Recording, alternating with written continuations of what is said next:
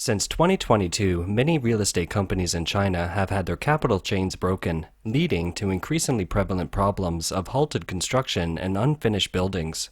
Home buyers who bought apartments in those buildings paid several years on mortgages in vain and in the end didn't get the homes they were promised. Recently, waves of homeowners stopping paying mortgages on unfinished properties are spreading rapidly across China. At the same time, there are more inquiries about the misappropriation of the pre-sale funds used to finance the homes. The supervisory banks are under pressure, placing all the blame on the government. According to a tweet by Asia Finance, homeowners of 297 properties have stopped making mortgage payments. A financial crisis is imminent in China. The banks and the government are in a tug-of-war as to who is responsible for the mess. The government wants the banks to take the blame, but the banks are telling the truth. The government instructs the banks to release the funds, but the banks have to review whether all the conditions have been met. I am an owner of a new building in the south third ring of Zhengzhou City. I bought my home in 2018. When I bought it, my daughter was only 7 months old. Now, my daughter is 4.5 years old. I haven't lived in my home yet. I have already paid the mortgage for 30 months. Our contract delivery time was supposed to be the end of June 2021. It has been 1 year and 12 days since the developer defaulted on the delivery. In total, the number of households in this residential project is more than 8,600.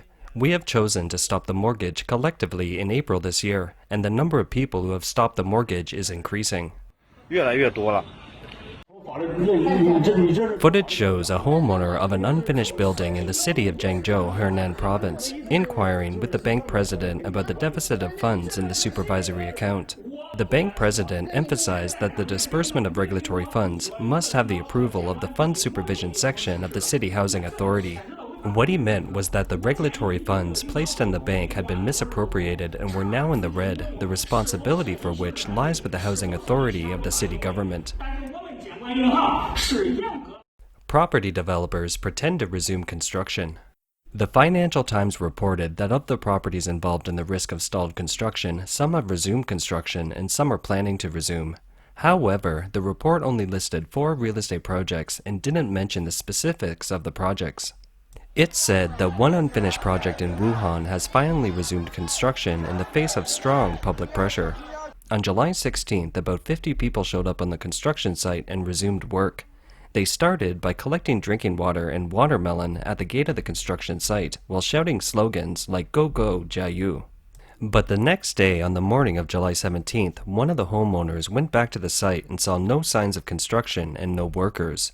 The homeowner met with the foreman. According to the foreman, construction workers haven't received wages for almost 3 months.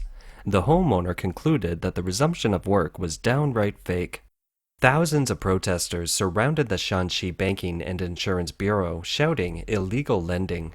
On July 14th, thousands of victimized owners in Xi'an gathered at the Shanxi Banking and Insurance Regulatory Bureau to demand an investigation into the bank's illegal lending to the construction company. According to the online video, lots of homeowners held up papers written with their demands while shouting illegal lending. A large number of public security officers were also on guard at the scene. During the process, despite the Secretary of Public Security mediating, BCI officials were reluctant to step out of the building to communicate with the representatives of the protesters. The homeowners called out, "Don't be afraid, leaders, we won't hurt you." It is worth noting that no media in mainland China reported the incidents of protesters surrounding the government building. Neither can it be found on social media in China. According to the central news agency, Xi'an is only one of the hardest hit areas in terms of uncompleted buildings, with unofficial statistics indicating more than 70 projects are impacted. In March 2022, nearly 300 homeowners in Xi'an moved into an unfinished building that has no hope of resuming construction. They are living in rough housing with no water, no electricity, and no elevator. A female homeowner of an unfinished building in Xi'an said, "The epidemic in the past 3 years has really cut off any source of income. Although it's only a rough room, at least it shelters us from the wind and rain. We've been renting for more than 10 years and really can't afford to pay rent anymore." Some netizens pointed out that concerning uncompleted properties, the local government took the land and tax revenue. Developers walked away with the home purchase funds. Banks enjoyed high interest rates, but average people who spent all their family savings can't live in the homes they purchased and still have to repay the mortgage. Over the past few days, the homeowners of unfinished buildings in China with nearly 300 properties in 25 provinces have collectively stopped paying mortgages to protect their own rights and interests.